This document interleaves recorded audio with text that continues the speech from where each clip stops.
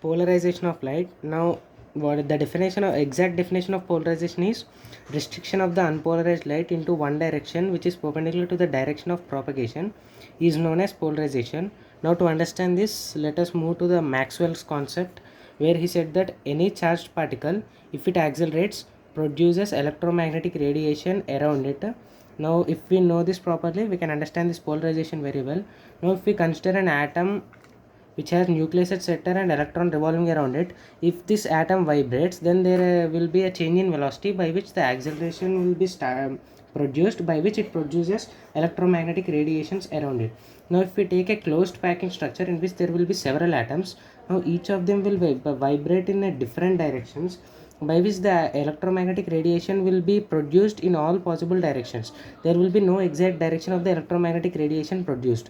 Now, if we consider the propagation of a wave or a particle in x-axis, then we know that magnetic field and electric field both will be perpendicular to the propagation of light or propagation of the particle. So, if we assume that the particle is moving in x-axis, then y-axis and z-axis will be the respectively electric field and magnetic field directions. But for our eye, the eye sensitivity can only see electric field but not magnetic field. So, we'll only discuss the electric field more clearly here.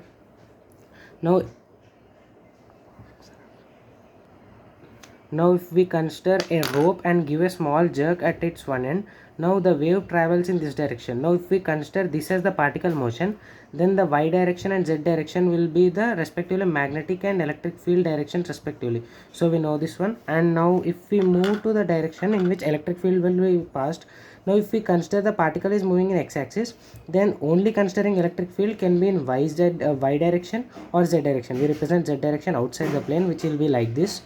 So in y direction it can be in any way. It can be like this, it can be like this, it can be like this. All of these will be perpendicular to the x plane.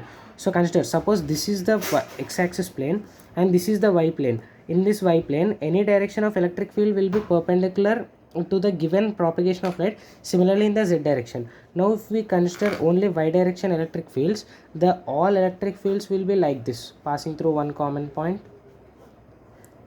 Now to make our study clear, we will resolve all these components of electric fields into only two directions, that is horizontal and vertical.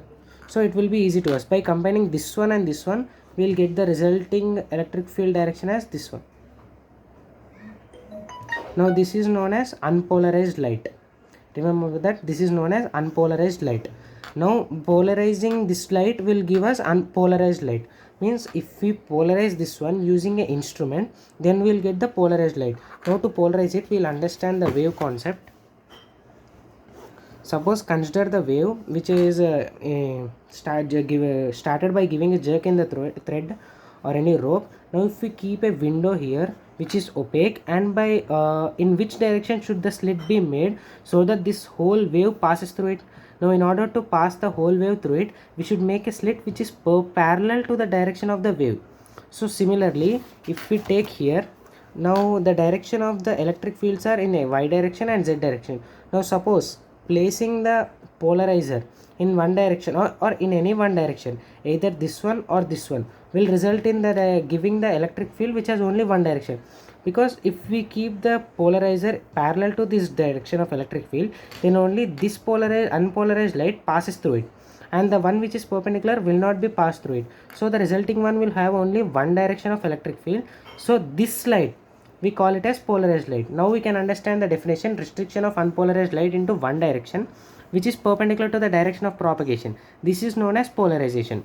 Now we can have a doubt that what happens if we keep this polarizer at an angle theta with this one. No problem. If we keep this one at an angle theta with this one, now we'll resolve the electric fields in such direction such that one is parallel to this one and one is perpendicular to this one.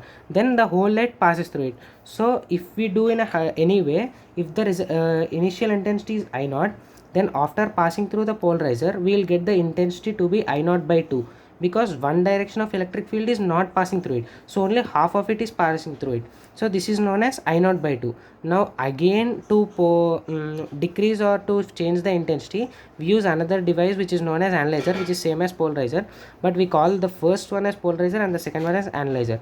Now if we place it in parallel to the direction of electric field, then the whole intensity passes through it. Suppose if it is at an angle theta with the polarizer,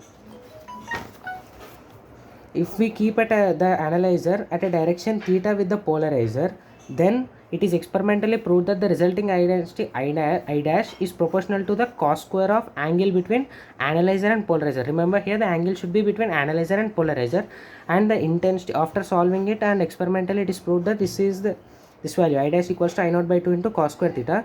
So we should keep the value here should be the intensity which will be produced after passing through the polarizer. Remember, this is very important, many children do mistake here. So by understanding this, this is the formula I dash equals to I naught by 2 into cos square theta. Now suppose there are two analyzers. The first polarizer is like this, and the second analyzer is at an angle theta, and the third one is at an angle, this is theta 1 and it is theta 2. Now the analyzer, polarizer, analyzer 1, analyzer 2. Now we should consider the resulting intensity will be I naught by 2 into cos square theta 1 into cos square theta 2, where cos square theta 1 is the angle between analyzer 1 and polarizer, and theta 2 is the angle between analyzer 2 and analyzer 1. Based on this concept, in January 2019 there came a question which is in which it is said that there are three polarites P1, P2 and P3. It is said that P2 and P1 and P3 are crossed, which means the angle between them is 90 degrees, and P2 is at an angle of 30 degrees with P1. Now we can say theta 1 will be 30 degrees. Now what happens to theta 2? Theta 2 is the angle between P3 and P2, which is 60 degrees. 60 degrees. The starting intensity is I naught. The intensity after this one is I naught by 2. This is resulting I dash. Now they ask the ratio between I naught by I dash. We know the formula I naught by 2 into cos square theta 1 into cos square theta 2 is I dash, by which we can get the formula required answer. I dash equals to I naught by 2 into cos square 30, 3 by 4 into this one 1 by 4. So I naught by I will be 32 by 3, which will be your answer. Thank you.